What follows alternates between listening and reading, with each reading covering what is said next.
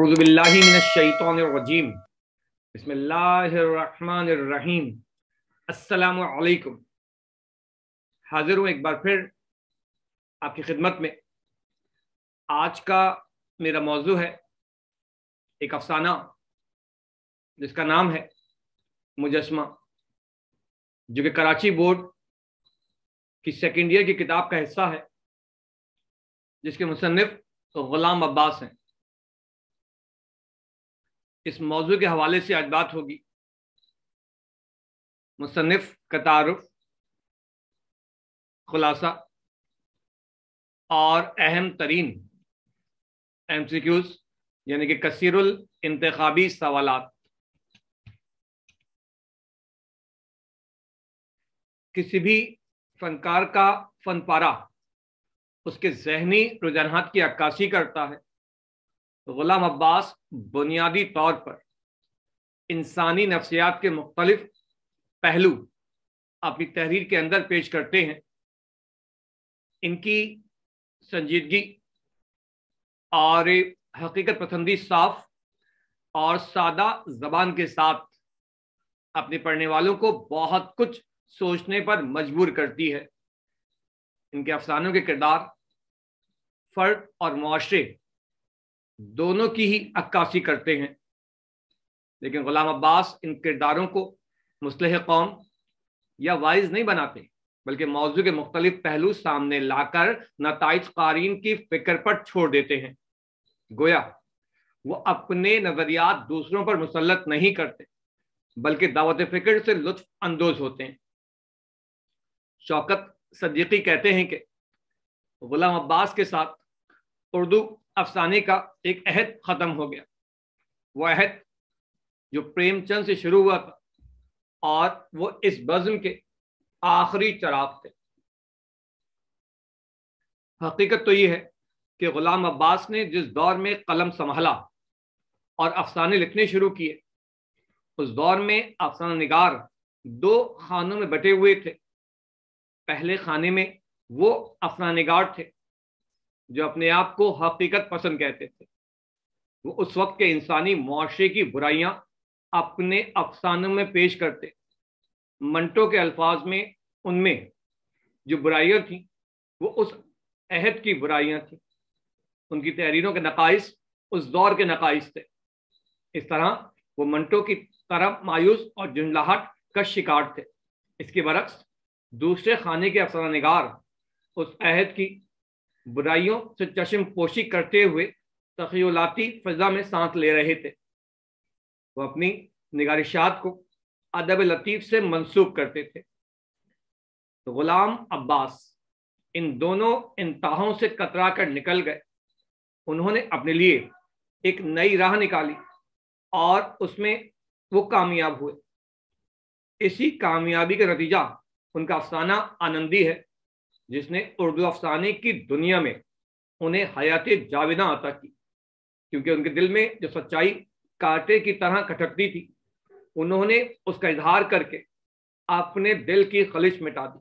बकौल फैज, हर्फ हक दिल में खटकता है जो कांटे की तरह। हर्फ हक हर्फ हक दिल में खटकता है जो कांटे की तरह। आज इजहार करें और खलिश मिट जाए। इस खलिश को मिटाते हुए एक रोज वो खुद 1982 यानी कि 1982 में सफाई हस्ती से मिट गए, मगर आनंदी के रूप में वो आज भी अनमिट है। उनका इंतकाल कराची में हुआ। उनके कुछ मशहूर अफसाने हैं: आनंदी, साया, कंड्रस, रूही, कतबा, हम्माम में, बॉम्बे वाला, स्याह सफेद, उसकी बीवी, जिंदगी, नकाब, चेहरे वगैरह। अब बात होगी इस मौजू के खुलासे के हवाले से, जो कि कराची यानी सिंध बोर्ड में इम्तहान के हवाले से बहुत अहम है, और ये बहुत बार ये खुलासा पूछा जाता है। तो आइए अब बात करते हैं खुलासे के हवाले से। तो गुलाम अब्बास की ये कहानी मुजस्मा صرف 3 کرداروں کے گرد گھومتی ہے، بادشاہ، ملکہ اور ایک حسین و جمیل مجسمہ۔ جی ہاں، ایک پتھر، ایک بے جان پتھر۔ اس افسانے میں 2 نفسیاتی نقطے پیش کیے گئے ہیں۔ ایک تو یہ کہ عورت شوہر کی محبت میں کسی دوسرے کی شرکت کو کسی قیمت پر برداشت نہیں کرتی ہے، خواہ وہ بے جان چیز ہی کیوں نہ ہو۔ دوسرے، اگر شوہر اپنی شریک حیات سے انتہائی محبت کا اظہار کرے تو اس کی قدر کرنی چاہیے۔ جو عورتیں خود سری کا شکار ہوتی ہیں ان کے شوہر کسی اور طرف متوجہ ہو جاتے ہیں، جو انتہائی تباہ کن معاملہ ہے۔ اس کہانی میں 3 کردار ہیں، بادشاہ، ملکہ اور مجسمہ۔ بادشاہ اپنی ملکہ کو دل و جان سے چاہتا ہے، جو بہت حسین و جمیل ہے، لیکن ملکہ میں انا اور خودداری ہے، اور وہ چاہتی ہے کہ اس کے حسن و جمال کے تعلق سے اس کا محبوب اس کی چاہتوں اور اس کی حیثیت کا خود اندازہ کرے۔ اس لیے بادشاہ کی محبت کا اعتراف اپنے منہ سے نہیں کرنا چاہتی، لہذا بادشاہ اس بات کا متمنی رہتا ہے کہ اس کی محبت کے جواب میں ملکہ کی طرف سے بھی اظہار محبت ہو، لیکن ایسا نہیں ہوتا۔ اتفاق سے بادشاہ اور ملکہ اولاد سے بھی محروم ہے۔ ایک دن ملکہ خود بادشاہ سے کہتی ہے کہ آپ دوسری شادی کر لیں۔ ممکن ہے کہ دوسری بیوی کے آ جانے سے آپ کے ہاں اولاد ہو جائے جو آپ کے بعد تخت و تاج کی وارث بنے۔ بادشاہ بہت حیران ہوتا ہے اور اس بات کو بھی ملکہ کی لاپرواہی سمجھتا ہے کہ اسے نہ تو بادشاہ کی کوئی فکر ہے اور نہ اولاد کی تمنا۔ بہرحال وہ دوسری شادی نہ کرنے کا فیصلہ کرتا ہے اور اس دن سے کچھ زیادہ ہی افسردہ اور ملول رہنے لگتا ہے۔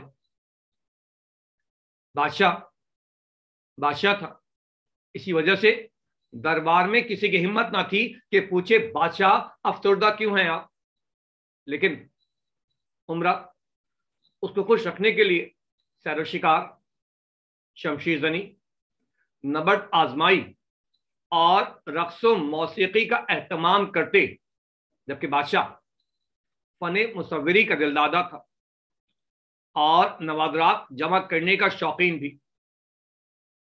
اسی عرصے میں ایک سنتراش نے اسے ایک عورت کا حسین و جمیل مجسمہ پیش کیا، اور پھر یہ مجسمہ بادشاہ کی تمام تر توجہ اور محبت کا مرکز بن گیا۔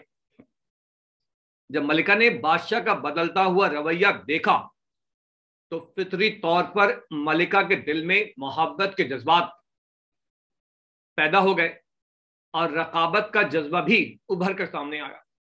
بادشاہ اس پرکشش مجسمے میں روز بروز محو سے محو تر ہوتا گیا اور ملکہ کی طرف سے لا تعلقی بڑھتی گئی۔ ملکہ کرب محسوس کرنے لگی۔ اس نے انتقامی کارروائی کا آغاز بھی کر دیا اور کوشش کرتی رہی کہ کسی بھی طرح سے اس مجسمے کو نقصان پہنچاتی رہے۔ ایک روز مجسمے کی صورت پر دھبا لگا دیکھ کر اسے بد شکل کر دیا۔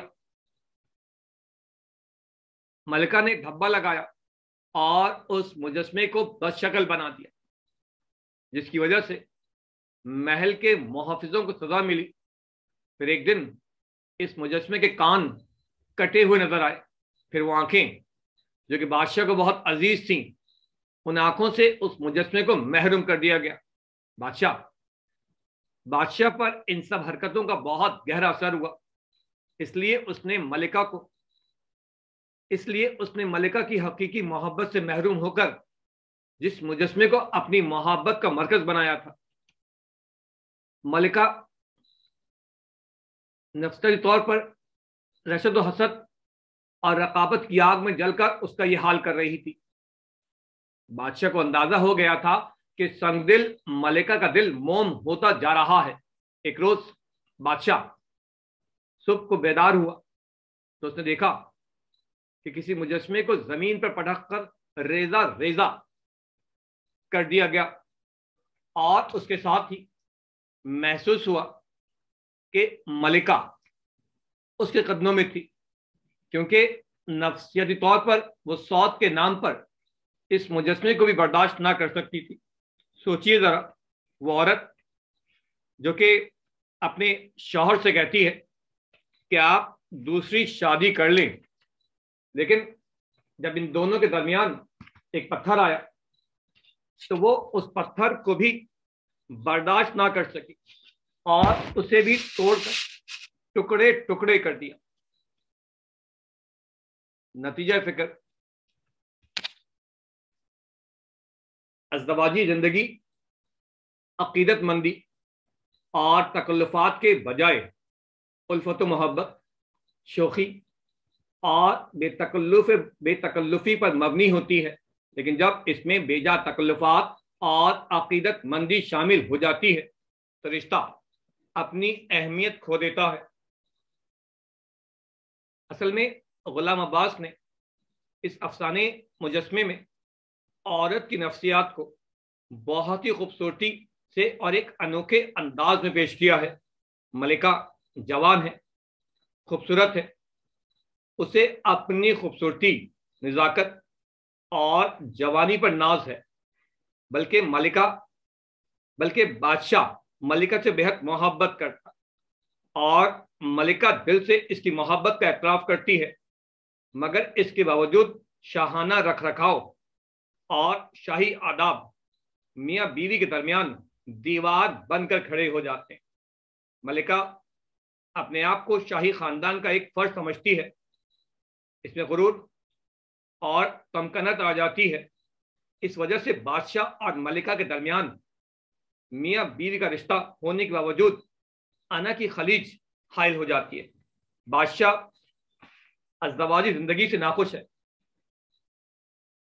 وہ اپنے آپ کو جھوٹی تسلی دینے کے لیے ایک حسین دوشیزہ کے مجسمے سے دل لگا لیتا ہے۔ ملکہ اسے برداشت نہیں کر سکتی کہ وہ ایک گوشت پوش کے انسان ہے، اس کے دل میں محبت ہے، جذبات ہیں، احساسات ہیں، اس کے باوجود بادشاہ ایک بے جان مجسمے سے اپنا دل بہلا رہا ہے، وہ اسے برداشت نہیں کر پاتی۔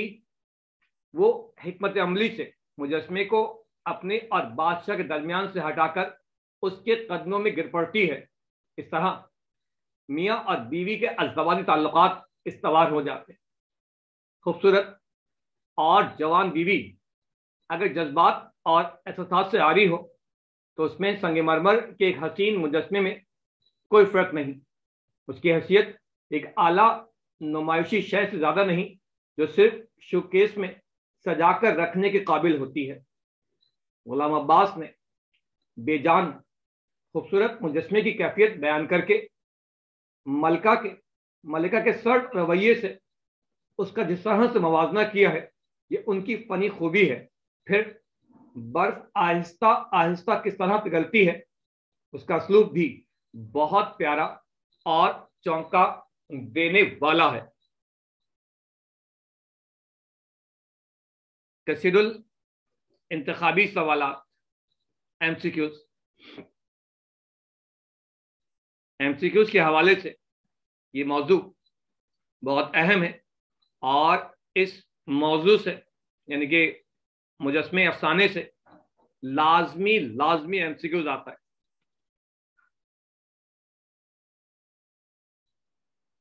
افسانہ مجسمہ، اس کا ماخذ ہے افسانہ مجسمہ، اس کا ماخذ ہے اردو افسانہ اور افسانہ نگار۔ اردو افسانہ اور افسانہ نگار۔ افسانہ مجسمے کے تخلیق کار ہیں۔